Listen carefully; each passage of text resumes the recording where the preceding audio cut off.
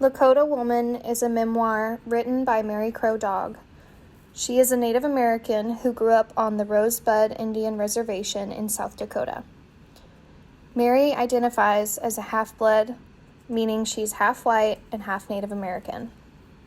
In her book, she describes her struggles identifying as white and Native American and trying to fit into each group. She recounts the discrimination and oppression she faced as a child in boarding school, as a wife, and as a mother. She tells stories of the hardships she faced and the racism she dealt with on a daily basis. As long as the river flows, the grass grows, right?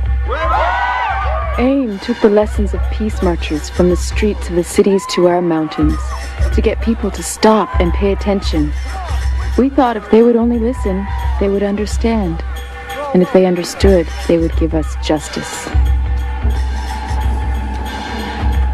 The higher we climbed in the thin air, we grew dizzy. It was like dreaming. We could feel the presence of our ancestor warriors on this sacred mountain that was their home. Like they heard our words and came to join us.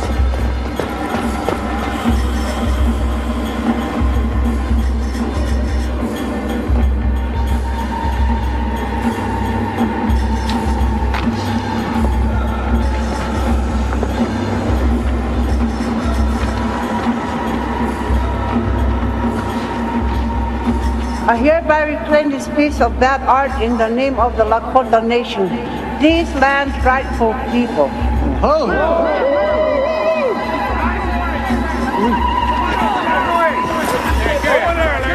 We knew there was no magic to restore the mountain. We thought it was just a dramatic gesture that the press would cover and our message would be heard.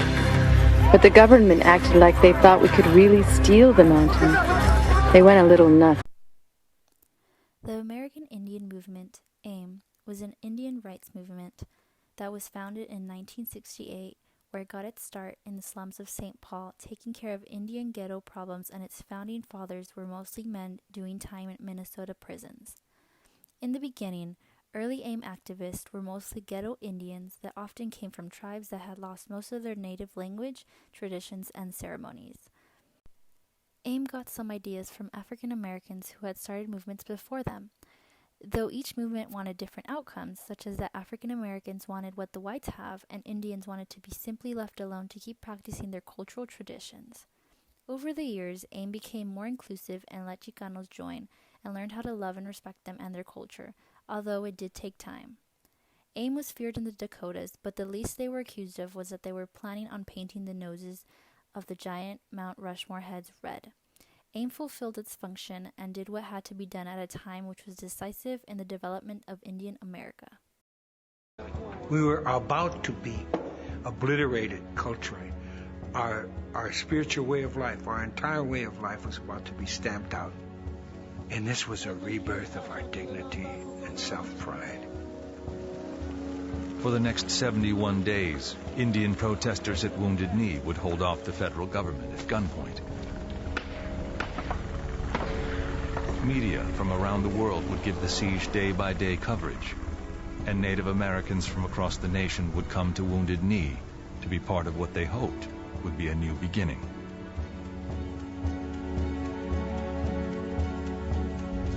The message that went out is that a band of Indians could take on this government. Tecumseh had his day, and Geronimo, Sitting Bull, Crazy Horse, and we had ours.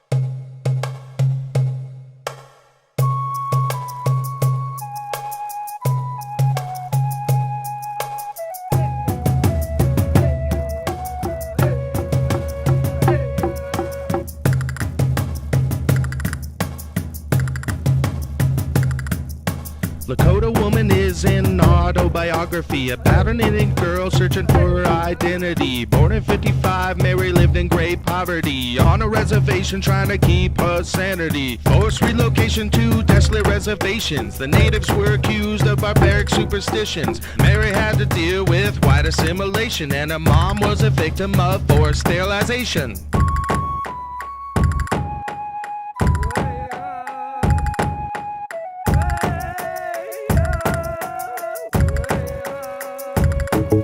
At the age of 10, she was drinking alcohol, cause life on the res was detestable. She was sent to boarding school to be white manized, cause her culture was thought to be uncivilized. At a young age, she ran away and hit the road. She had to steal to survive. She had no abode, cause all the whites she met were extremely racist. She joined the AIM to be a native activist. She fought for equal rights and to end white tyranny. With her friend, she made a stand at the site of Wounded Knee. The medicine man of the tribe was named Leonard Crowdog. She married him and took the name of Mary Crowdog.